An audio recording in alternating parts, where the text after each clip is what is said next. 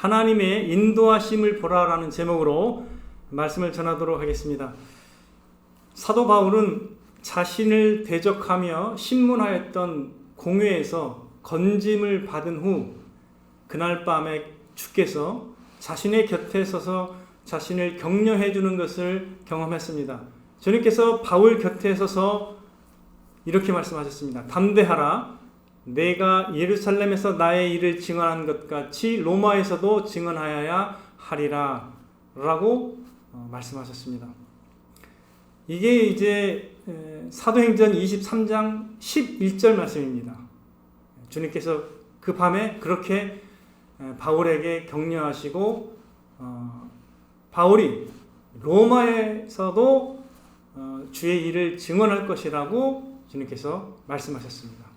그런데 날이 새자 어떤 일이 발생했습니까? 날이 새자 바울을 죽이고자 하는 공모 또는 음모가 이제 시작된 것입니다. 바울을 죽이기 전에는 먹지도 않고 마시지도 않겠다라고 하는 그런 헌신된 그 사람들이 40여 명이 이제 모이게 된 거예요. 대단하죠. 이거 뭐 아무것도 이제 하지 않겠다라는 거죠. 바울을 죽이기 전에는 이런 사람들이 이제 40여 명이 모인 겁니다. 그래서 이 사람들이 이제 음모를 정확하게 이제 계획하고 꾸미게 되는데, 이 사람들이 이제 대제사장들과 장로들과 접촉을 해가지고 이런 계획을 세웁니다. 어떤 계획이냐? 이제 사도 바울에게 이제 좀 더 자세한 것을 물어보려고 하는 척해서 공회에 이제 초청을 하라는 거죠. 공회를 만들어서 공회에 데리고 오게 되면 데리고 오는 도중에 그냥 만나서 죽이겠다라는 거죠. 그래서 철저한 그 계획을 세운 거죠. 대제사장들과 장로들에게 다 계획을 얘기해서 스케줄을 잡고 이제 계획을 완벽하게 세운 것입니다. 그러나 이 바울을 죽이려고 하는 이 음모는 결국 좌절되게 됩니다. 11절에 나타난 바와 같이 주님께서 바울 곁에 서서 분명하게 격려하고 또 로마에서도 나의 일을 증언하리라고 말씀하셨기 때문에 주님의 바울을 향한 뜻과 계획은 사람들의 공모로 인해서 좌절되지 않는 것이죠. 그래서 오직 주님의 뜻만이 서는 것입니다. 이사야 46장 10절 나의 뜻이 설 것이니 내가 나의 모든 기뻐하는 것을 이루리라 이렇게 말씀하셨습니다. 이사야 46장 11절 그 다음 구절에도 이렇게 말씀하시죠. 내가 말하였은즉 반드시 이룰 것이요 계획하였은즉 반드시 시행하리라. 주님의 뜻과 계획이 성취되는 것이죠. 사람의 음모와 공모, 아무리 뭐 헌신된 사람이 많이 모였다 하더라도 그 계획이 주님의 계획을 엎을 수는 없는 것이죠. 그래서 하나님께서는 바울의 생질이라는 건 이제 조카죠, 조카. 바울의 조카가 그 예루살렘에서 살고 있었던 거죠. 근데 이 바울의 생질이 그 공모, 매복하였다가 바울을 죽이려고 하는 그 공모의 얘기를 듣게 된 겁니다. 하나님께서 그렇게 듣도록 인도하셨죠. 그래서 바울의 생지를 준비해 주셨고, 그리고 그 소식이 이제 바울에게 알려지게 되고 바울이 백부장에게 부탁합니다. 백부장에게 부탁했는데 그 백부장이 그것을 그 부탁을 들어주는 거죠. 그 부탁을 들을 수 있도록 그 마음을 준비시켜 주셨죠. 그래서 백부장이 그 청년을 데리고 천부장에 가서 그 공모를, 그 음모를 얘기하니까 천부장이 바울을 보호하려는 그 계획을 다시 세우게 됩니다. 그래서 자, 천부장이 이제 이 바울을 보호하려고 했던 노력이 얼마나 큰 것이었는지를 우리가 생각해 볼 필요가 있는데, 밤 제3시라고 표현이 되어 있어요. 밤 제3시. 유대인의 그 어떤 시간표는요, 밤이 저녁 6시부터 다음날 새벽 6시까지를 4등분합니다. 4등분. 그래서 밤 3시라는 것은 자정 12시에서 3시까지를 의미해요. 그래서 좀 밤에는 시간이 좀 범위가 넓어요. 그래서 밤 3시라는 것이 12시에 뭐 해도 밤 3시라고 말하는 거고, 3시에 활동이, 3시 조금 전에 활동이 있어도 그걸 3시라고 하는 거예요. 그래서 제 3시에 보병 200명 생각해 보세요. 그 3시에 군인들을 불러다가, 자, 보병 200명이고 기병, 말 타는 기병 270명, 창병, 창을 가지고 있는 그 군사를 200명, 천부장이 지휘할 수 있는 숫자가 1000명이에요. 근데 이게 거의 470명이니까 반절을 활용해 가지고 바울 한 사람을 지키기 위해서, 그것도 밤 자정 12시부터 3시 사이에 그 일을 준비했다라는 것은 얼마나 이 천부장이 바울을 지키는 데 있어서 열심히 있었는가를, 우리가 또 관심이 있었는지를 이게 나타내 주는 거죠. 하나님께서 그렇게 바울을 보호하고 지킬 수 있도록 천부장의 마음을 또 주장하신 것입니다. 놀라운 거죠. 그래서 이 천부장은요, 그 밤 늦게 새벽에 출발해가지고 이제 가이사랴가 예루살렘에서부터 한 100km 정도 떨어져 있습니다. 100km 정도 북서쪽이에요. 예루살렘에서 북서쪽으로 한 100km를 가야 되는데, 그 중간 지점이 이 중간 지점이 나오는데, 여기 자 안디바드라, 안디바드라가 이제 그 중간 지점이에요. 54km 정도 되는 지점인데, 거기까지 이 보병하고 그리고 창병이 다 간 거예요. 따라간 거예요. 그리고 나서 이제 안전하다 싶으니까 이 보병하고 창병은 이제 거기서 이제 컴백하는 것이고, 다 이튿날 기병 70명과 함께 이제 가이사랴로 이제 가게 되는 거죠. 총독이 다스리는 곳이 이제 머무르는 곳이 이제 가이사랴예요. 그때 팔레스타인 지역을 다스렸던 총독이 벨릭스인데, 벨릭스까지 이제 데리고 가는 것이죠. 하나님께서 바울을 죽이고자 하는 그 헌신된 무리의 그 공모를, 그리고 또 유대 사회의 최고의 지도자 대제사장들과 장로들이 있는 그 공모를 완전하게 좌절시키신 겁니다.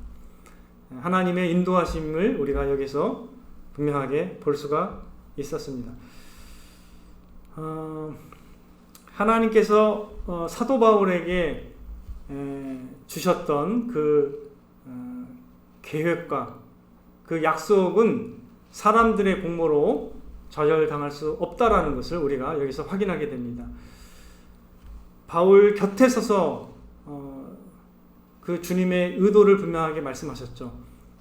너가 로마에서도 나의 일을 증언하리라고 약속하셨는데, 그 약속은 사람들의 공모에 의해서 아무리 헌신됐다고 해도 그 공모에 의해서 좌절될 수가 없다라는 것을 우리는 오늘 본문 말씀을 통해서 배우게 되는 것입니다. 하나님의 신실하신 섭리, 그 인도하심을 우리가 여기서 맛볼 수가 있는 것이죠. 자, 우리가 성경에서는요, 이러한 하나님의 그 인도하심을 참 수없이 많이 볼 수가 있습니다. 저는 이제 이 말씀을 묵상하면서 한 5가지 정도의 그 하나님의 인도하시는 스토리가 이제 생각이 났어요.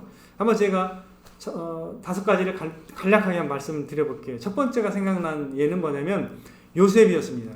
그 요셉의 형들이 요셉을 매우 시기했기 때문에 사실 요셉을 죽이려고 했어요. 처음에는 구덩이에 넣고 막 또 사실은 굶겨 죽이려고 했는데, 그 공모를 했는데 하나님께서 또 큰 장남과 그리고 넷째 유다를 통해서 이렇게 해봐야 무슨 의미가 있냐 해가지고 이 요셉을 이제 상인에게 팔게 되죠.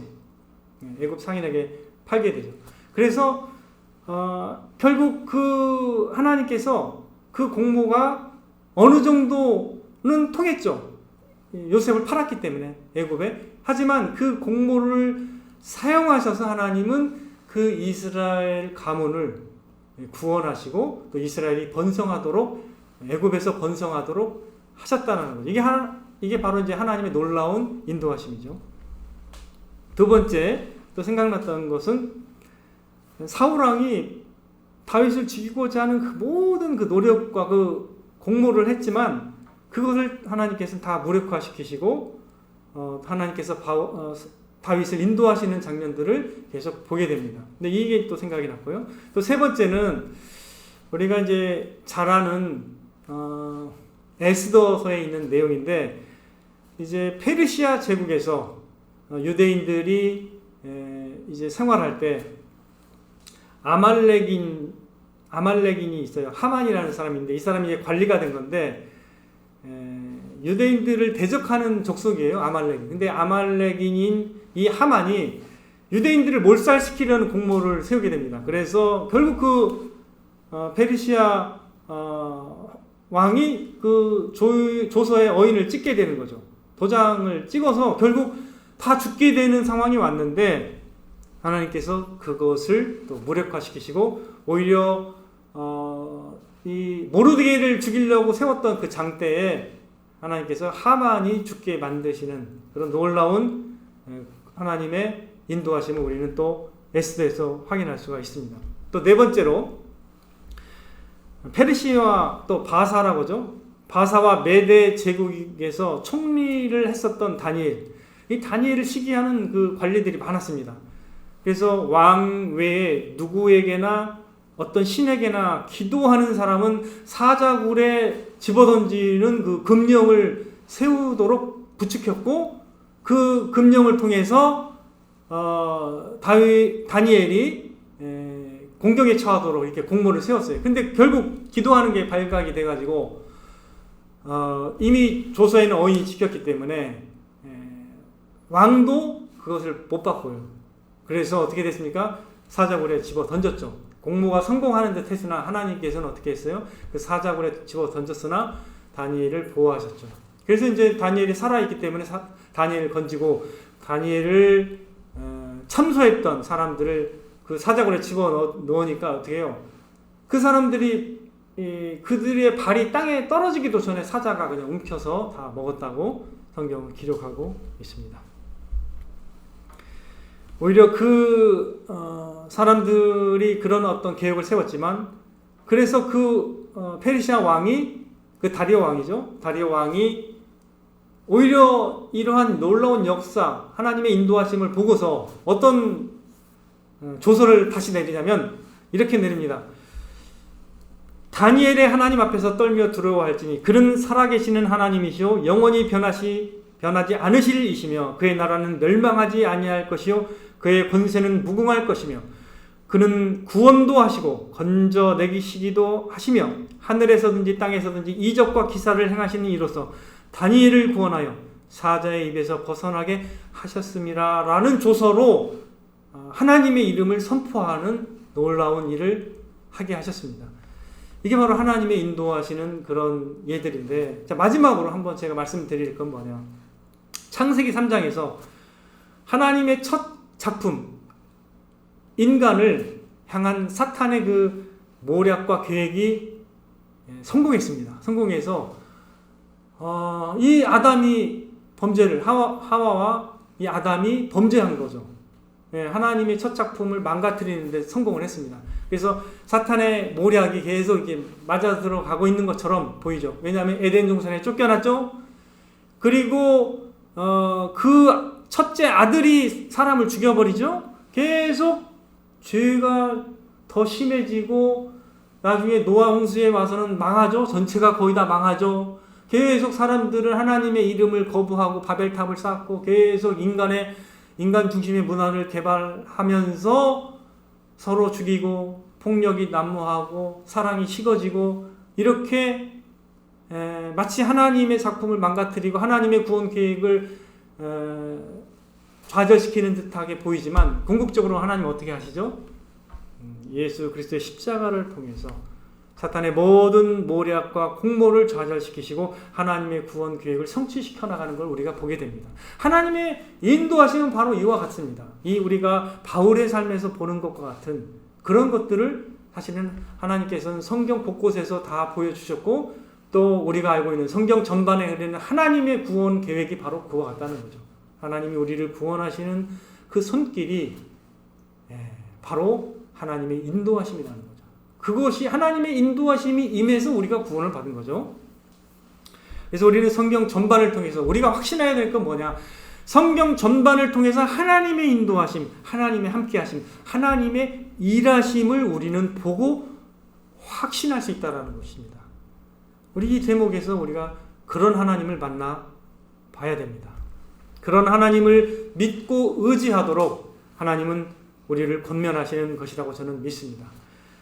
자, 우리가 이제 하나님의 인도하심, 하나님의 일하심을 좀 더 경험하려면 어떻게 해야 할까요? 단순합니다. 사실은 뭐 많은 지식이 필요한 게 아니에요.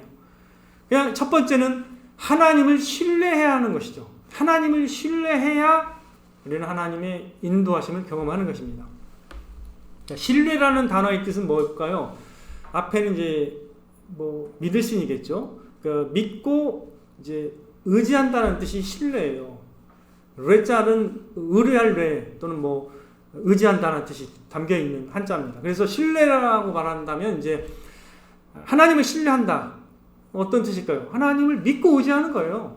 하나님을 믿는 거예요. 하나님을 믿고 의지하는 거. 이게 이제 신뢰입니다. 신실하신 하나님, 선하신 하나님, 지혜로우신 하나님, 인도하시는 하나님을 신뢰한다는 것이죠. 하나님의 선하신 목적과 지혜와 능력을 온전히 신뢰하는 것을 하나님을 신뢰한다라고 말하는 것입니다. 잠언 3장 5절 6절 우리가 잘 알고 있죠.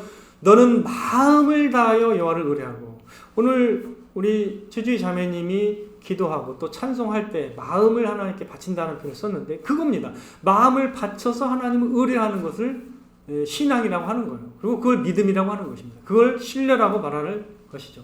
자, 너는 마음을 다하여 여호와를 의뢰하고 내 명철을 의뢰하지 말라. 너는 범사의 그를 인정하라. 그럼 어떻게 하시겠다고요? 그리하면 내 길을 지도하시리라. 이렇게 말씀하고 계십니다. 자, 이제 하나님을 신뢰하라는 걸 조금 이렇게도 설명할 필요가 있을 것 같아요. 하나님의 어떠하심을 생각하는 것이 기초가 되어야 됩니다. 그냥 무턱대고 하나님을 신뢰하는 게 아니라 하나님이 어떠하신 분인지 우리가 이해하고 또 믿고 있는 데 있을 거 아니에요. 그 하나님의 어떠하심을 생각해야만 한다는 거예요. 전제가. 그래야 하나님께 신뢰가 가는 거예요. 자, 하나님은 어떠하신 분이죠? 우리가 다윗의 표현으로 한번 하나님을 이해해 보죠. 시편 23편 1절에서 6절. 우리가 잘 아는 말씀이니까. 시편 23편 아주 유명한 구절이잖아요. 여호와는 나의 목자시니 내게 부족함이 없으리로다. 하나님이 나를 지도하시고 인도하시는 목자라는 거예요. 목자. 나를 지키시고 보호하시고 목양하는 분이라는 거예요. 하나님이 나의 목자시기 때문에 우리가 부족함이 없다라고 이렇게 생각할 수 있어야 한다는 거죠. 그가 나를 푸른 초장에 누이시며 쉴 만한 물가로 인도하시는도다. 내 영혼을 소생시키시고 자기 이름을 위하여 의의 길로 인도하시는도다. 자기 이름을 위해서 우리를 의의 길로 인도한다는 거예요. 즉 하나님의 어떠하심을 나타내기 원하신다는 거예요. 하나님의 이름을 위해요. 하나님이 이러한 분이니까 그 하나님의 어떠하심에 합당하게 우리에게 대화하시겠다는 거예요. 하나님이 우리를 돌보시고 보호하시는 분이니까 그 하나님의 이름을 위해서 우리를 의의 길로 인도하시겠다는 거예요. 내가 사망의 음침한 골짜기로 다닐지라도 해를 두려워하지 않을 것은 주님께서 나와 함께 하심이라. 하는 주님의 함께 하심, 주님의 인도하심을 우리는 믿고 경험하고 확신해야 된다는 것입니다. 주의 지팡이와 막대기가 나를 안위하시나이다. 주님의 그 지팡이와 막대기가 우리를 안전하게 지켜주신다는 거예요. 너무나 감사한 것이죠. 주께서 내 원수의 목전에서 내게 상을 차려주시고 기름을 내 머리에 부으셨으니 내 잔이 넘치나이다. 우리를 넘치게 하실 것입니다. 그리고 내 평생의 선하심과 인자하심이 반드시 나를 따르리니 주님의 선하심과 인자하심이 우리를 따를 것이라고 이렇게 노래하고 있어요. 다윗은 이렇게 하나님을 믿었습니다. 근데 이 말씀이 바로 우리가 믿어야 하는 말씀입니다. 우리의 평생에 하나님의 선하심은 결코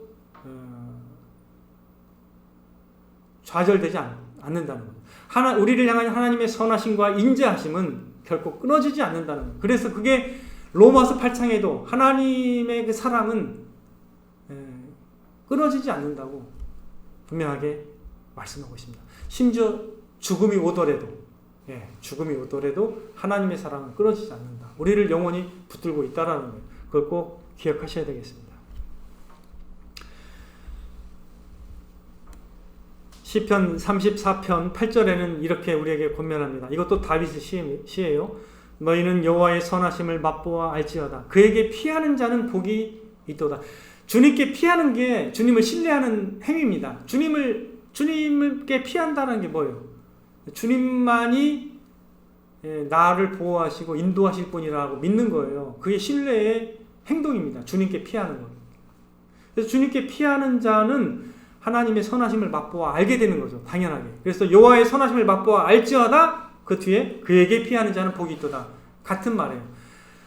하나님께 피하는 사람, 주님을 의뢰하고 주님께 피하는 사람은 하나님의 선하심을 맛보아 알게 된다는 거죠. 그래서 첫 번째 우리의 적용이 뭐냐? 그냥 하나님을 신뢰하는 거예요. 그냥 하나님을 신뢰하는 게 가장 중요해요. 그분의 어떠하심을 알고 그분을 신뢰해야 됩니다. 자, 이제 그분의 능력과 그분의 주권을 좀 생각해 보겠습니다.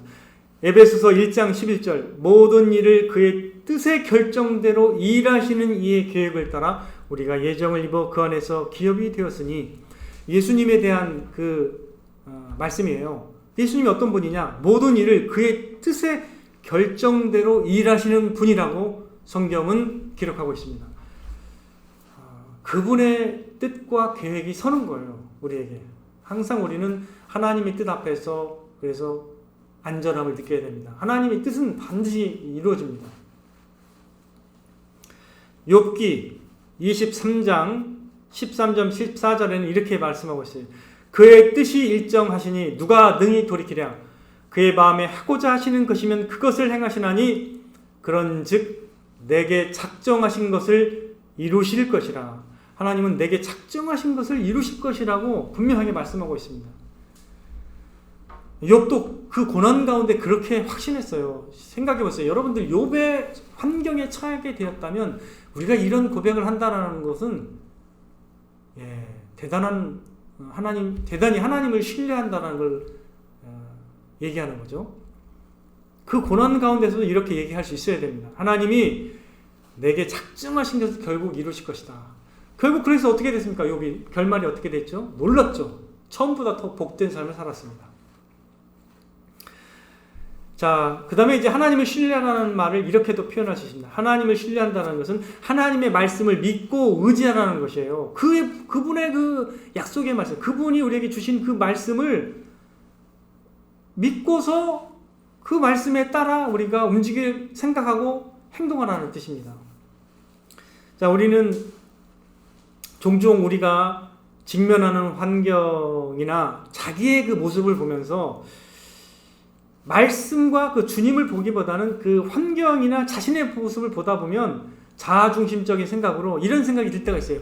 하나님 왜 이렇게 인도하시지? 이런 생각이 들 때가 있어요. 너무나 단편적인 생각. 그러니까 환경과 자기만 보면 그래요. 환경과 자기만 볼 때는 저도 그렇습니다. 저도 그런 생각에 좀 잠깐 이렇게 머뭇거릴 때가 있었어요. 하면서 낙심이 돼요. 그러니까 자기를 보고 환경만 보면요, 이상하게 낙심이 되고 별로 이렇게 소망이 사라지는 걸 느끼죠. 늘 이러한 자아중심적 생각은요, 원망이 또는 낙심이 생산이 됩니다. 원망과 낙심이 유발되는 그 포인트를 잘 우리가 이해해야 되는데, 그게 이제 내가 주인이 되거나, 이틀 전에 말씀드렸듯이 내가 주인이 되거나 내 뜻을 막 생각하고 또는 환경만 보거나 내 자신만 보게 되면 그렇게 이제 낙심이 돼요. 우리의 원하는 것이 되지 않으니까. 근데 우리 원하는 게 때로는 욕심인 것인데, 욕심일 것을 모르고 그냥 자기의 뜻과 자기의 욕심만을 생각하는 거죠. 그러나 하나님의 뜻을 생각하면요, 우리의 그 욕심이 사라져요. 욕심이 스르르 녹게 되고, 하나님의 관점으로 하나님의 선하신 목적과 그 의도를 생각하게 되면서 우리의 마음이 넓어집니다. 그래서 하나님 중심의 생각으로 항상 전환할 필요가 있어요. 우리가 말씀이 필요한 이유는 항상 우리가 우리 중심적 생각에서 말씀을 통해서 하나님 중심의 생각으로 전환되게 하기 때문입니다. 그래서 말씀을 가까이 하라는 거죠. 그래서 말씀을 통해서 하나님 중심으로 생각을 하면은 하나님께서 나를 향한 궁극적인 선이 무엇이고 나를 향한 목적이 무엇일지를 더 이제 생각하게 합니다. 그래서 하나님 중심적인 생각은 항상 우리를 믿음으로 인내하면서 하나님을 바라보고 의지하게 한다는 거죠. 말씀이 그렇게 하나님을 바라보게 하는 거예요. 그래서 우리가 하나님의 말씀을 믿고 의지하는 거라고도 해석해도 된다는 거예요. 하나님을 신뢰하는 것은. 그래서 이렇게 하나님 중심으로 말씀을 따라서 이렇게 생각하고 행동하게 되면 하나님을 경외하고 하나님을 사랑하고 하나님을 경배하기 위해 나에게 일어난 일이 나에게 유익이 될 것이라고 생각할 수 있는 그 지혜가 생깁니다. 그리고 하나님의 궁극적인 인도하심이 무엇일지 기대하게 한다는 거죠. 하나님 그 상황을 통해서 나에게 궁극적인 선과 그 유익을 주실 것이라는 것을 깨닫게 되는 그 믿음이 생기게 되는 것이죠. 그래서 말씀이 필요한 것이죠. 첫 번째 제가 말씀드렸던 것은 하나님을 신뢰하는 것입니다. 하나님을 신뢰하는 것이 무엇인지를 몇 가지 양상으로 말씀을 드렸죠. 자, 이 두 번째로 이제 우리가 어떻게 해야 하나님의 선하심과 그 하나님의 인도하심을 경험하게 될까요? 두 번째는 이것도 단순합니다. 그냥 믿음으로 행하고 인내하면 됩니다. 우리가 할 역할이 이제 이거예요. 그냥 믿음으로 행하고 인내할 때 하나님의 선하심을, 또 하나님의 인도하심, 또 하나님의 함께하심과 하나님의 일하심을 경험할 수가 있게 되는 것입니다. 자, 하나님께서는 각 사람이요 순종하기를 원하는 것이 있습니다. 하나님께서 보시기에 민구가 너는 이걸 좀 순종해야 돼. 또는 이 집사, 김 집사 이걸 순종해야 돼. 이렇게 우리에게 가장 순종하기 원하는 게 무엇임을 알려주시는 영역이 있어요.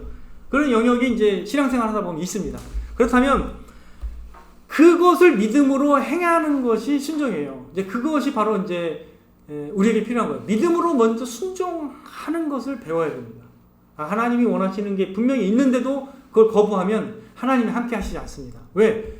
가르쳐 줬는데 안 하기 때문에, 거기서 막히기 때문에 진도가 안 나가는 거죠. 그래서 하나님이 우리에게 기대하고 또 이렇게 순종하기를 원하시는 부분이 있다면 과감하게 거기서 믿음으로 순종해야 됩니다. 믿음으로 행하라는 것이죠. 그래서 두 번째 중요합니다. 우리의 역할은요, 우리에게 밝히 알려주셨으면 믿음으로 그냥 행해야 된다는 거죠. 결단력 있게. 행하지 않으면 변화가 없어요. 자, 우리가 운동으로 좋은 몸을 가꾸기를 원한다면 생각으로 되는 게 아닙니다. 결코 생각으로 되지 않아요. 가서 행해야 됩니다. 뭘 뛰든 조깅을 뛰든 피트니스 센터에 가서 그냥 하루 매일 1시간씩 하든 행하지 않으면 열매가 결코 맺어지지 않는다는 거죠. 그 원리는 이걸 하나님과의 관계에서 이걸 무시하고 그냥 가만히 있는데 하나님의 인도하심을 받는다? 이런 것은 없습니다. 그래서 우리가 착각하지 말아야 되는 게 가만히 앉아서 그냥 믿고 있는 것이 믿음이라고 보면 안 돼요. 예수님께서 깊은 곳에 가서 그물을 내리라고 했을 때 그러세요 하고 그냥 말만 받아들인 게 아닙니다. 가서 행했죠. 행하니까 고기가 그냥 그 짧은 시간에 이 배가 바다에 잠길 정도로 이렇게 고기를 잡았다고 말씀하고 있습니다. 이게 바로 하나님의 인도하심의 방식입니다. 그래서 우리가 행하고 인내해야 된다는 거예요. 행하고 인내한다. 꼭 기억하십시오. 자, 예수님께서 우리에게 이렇게 말씀하셨습니다. 항상 기도하고 낭망치 말해야 할 걸 말씀하셨는데, 기도하지 않는데 하나님께서 기도응답을 하실 것을 기대할 수 있겠습니까? 기도하지 않는데? 아니죠. 기도하는 사람에게 낭망하지 말라고 하시는 거예요. 기도하는 사람에게. 즉 행하는 사람에게 인내하라고 하는 거죠. 그렇게 계속 하나님의 뜻을 행하지만 그럼에도 불구하고 인내해야 된다는 거죠. 꾸준히 인내하면 하나님의 선하심을 또 하나님의 우리가 바라는 그 하나님의 그 행하심을 또 하나님의 일하심을 경험하게 된다는 것입니다. 그래서 우리가 포기하면 안 됩니다. 포기하지 않고 맡겨주신 일에 충성하는 것이 어떤 사람에게는 믿음으로 행하는 일일 수 있습니다. 또 어떤 사람에게는요, 어떤 사람이 구원받기를 위해서 낭망하지 않고 계속 기도하는 게 순종일 수가 있어요. 또 어떤 사람에게는요, 어떤 사람을 끝까지 사랑하는 것이 믿음으로 행하는 순종일 수가 있는 것입니다. 그래서 사람마다 달라요. 하나님이 순종하게 원하시는 것이 무엇인지를 보여주신 것이 다 다르기 때문에. 그래서 여러분들 그렇게 이제 하나님께서 내가 순종에 원하는 게 무엇입니까? 이걸 보면서 그거를 순종하면 되는 것입니다. 자, 우리는 또 우리가 생각하기에 우리에게 좋다고 느껴지는 일이나 상황이 될 때만 하나님의 인도하심이라고 생각하는 경향이 있어요. 그러나 실제로는 그렇지 않아요. 때로는 어렵고 고통스러운 순간이 그 순간을 주시는 것을 통해서 우리가 궁극적으로 하나님께서 기대하시는 그 선과 그 유익에 들어갈 수가 있는 것이죠. 그래서 우리가 이제 이해해야 될 게 뭐냐면 우리가 때로는 어렵고 고통스러운 순간을 직면하지만 그것조차도 하나님의 관점에서 볼 때는 우리의 유익이 되고 우리를 향한 선한 목적을 이루시기에 필요하다고 생각하시는 하나님이라는 것을 우리가 이해해야 된다는 거죠. 그런 하나님을 이해해야 우리가 인내할 수 있어요. 만약에 잠시 고난을 받을 때 이거 인내를 못하면요, 그것은 하나님을 신뢰하는 게 아니라 내 입맛에 맞는 하나님을 상정하는 그런 잘못된 하나님을 우리가 만나고 만든 거예요. 그것은. 그래서 하나님은 우리가 보기에 잠시 보기에 이해가 안 되는 또는 어렵고 고통스러운 순간을 또 고난을 주심을 통해서도 하나님의 선하고 또 하나님께 영광이 되는 그런 순간들을 위해서 그것들을 사용하시는 하나님이시라는 것을 꼭 기억하시기 바랍니다. 자, 우리가 이렇게 인내를 해야 되는 이유가 바로 이렇게 하나님의 인도하심을 다 경험하기 위해서입니다. 고난을 통해서도 선으로 바꾸시는 하나님의 그 능력을 경험하기 위해서는 인내해야 됩니다. 반드시. 그러므로 우리가 인내해야 된다는 것. 하나님은 우리에게 일어나는 모든 것들을 주관하셔서 선을 이루시고 하나님의 목적을 이루실 수 있는 분이라는 것을 알고 우리는 반드시 인내해야 됩니다. 인내하지 못한다면 그것은 이제 하나님을 신뢰하지 않게 되는 거죠. 그래서 이제 하나님을 향해서 점점 멀어지죠. 믿음의 끈을 놓게 되면 그냥 계속 멀어지게 되는 거예요. 자아중심적으로 모든 걸 해석하게 되고 하나님을 원망하게 되는 거죠. 그게 이제 바로 믿음 없음을 드러내는 것 뿐이겠지만, 그러나 믿음 있는 사람은 반드시 인내합니다. 마지막 순간까지도 하나님이 자신과 함께 하시며 자신을 인도하고 계시다는 것을 이해하게 될 것이라는 거죠. 교회 오빠에라는 영화가 있어요. 거기에 나와 있는 암 환자로서 죽어가는 과정에서도 하나님을 신뢰했던 것처럼 그런 믿음을 갖게 되는 것이죠. 믿음으로 행하고 인내하는 사람은요, 하나님께서 왜 이렇게 인도하셨는지는 다 깨닫지는 못할지라도 조금씩 하나님의 인도하심을 깨닫게 됩니다. 믿음의 유인들이 다 그렇게 살았어요. 하나님을 의지하고 하나님의 인도하심을 그런 방식으로 경험했습니다.